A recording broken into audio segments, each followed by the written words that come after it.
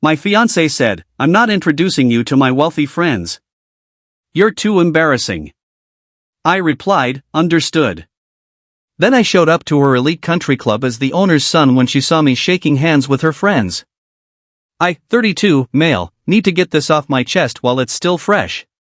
My now ex-fiancée, Victoria, 29, just learned a very expensive lesson about assumptions and classism.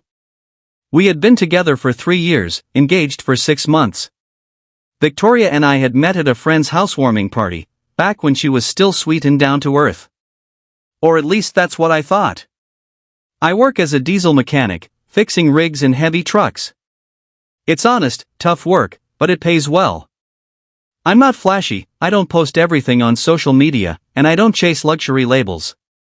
Victoria, on the other hand, had started to shift. She worked in pharmaceutical sales, decent money, a lot of networking.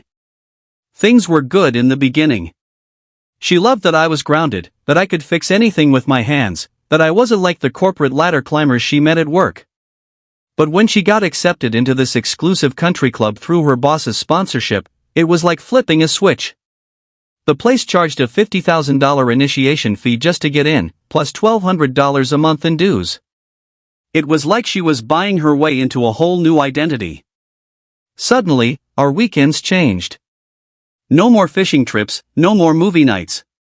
Now it was tennis tournaments, charity luncheons, wine tastings, and gala dinners. I didn't mind at first. Everyone has hobbies, right? But the more she went, the more distant she became. The cracks showed on a Tuesday evening. She was in front of the mirror, curling her hair, putting on a silver dress that shimmered under the lights. She told me she'd be back around 11 after the club gala. I asked her, "When do I get to meet your new friends?" She froze. For a second, I saw hesitation in her eyes, then she sighed and gave me that look. "You know the look someone gives when they think you won't understand?" She said, "Daniel, we need to talk about that. These people are different.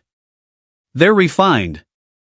They discuss investments, art collections, not carburetors and fishing spots. You'd feel uncomfortable. And frankly," she paused, looking for the cruelest words possible, "you'd embarrass me." Her words hit me like a freight train. I stared at her, stunned. 3 years together, living in the house I owned, wearing the engagement ring I bought with money I earned. And now I was suddenly an embarrassment. I only said one thing back to her. "Understood." She took that as me agreeing. She smiled, kissed me on the cheek, and walked out the door. She didn't realize that behind my calm face, something inside me had cracked wide open. Because here's what Victoria never knew. That very country club she worshipped? The one she poured her pride into, where she thought she had finally climbed into some upper tier of society? My father had built that club from scratch back in 1987.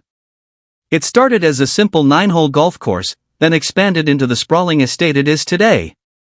When he died 5 years ago, he left it to me and my sister Eleanor. We shared ownership. I never bragged about it. My dad and I had a complicated relationship. I wanted to live my own life, away from his shadow. That's why I worked with my hands, why I became a mechanic. I didn't want to be known as the rich man's son. So I never told Victoria. Not once in 3 years. But now? Now it was the perfect moment. I called Eleanor the next morning. I told her everything, word for word. She laughed so hard she nearly choked on her coffee. "Daniel, you've been too patient with her," she said. "Come to the dinner this Saturday. Let her see exactly who you are." And so I did. Saturday arrived. I put on a black tailored suit I hadn't worn in years. I pulled my Camaro out of the garage, polished and gleaming. As I drove up to the club's valet entrance, the staff recognized me instantly. "Mr. Hayes, welcome back," one said. Another shook my hand warmly. Inside, chandeliers glowed, the sound of clinking glasses filled the air, and everyone was dressed to the nines. I scanned the crowd. There she was. Victoria, my fiancée, in a green satin gown, laughing a little too loudly with her so-called elite friends. She didn't notice me at first. But when she finally turned and saw me shaking hands with board members, her face went pale. I walked over, every step deliberate.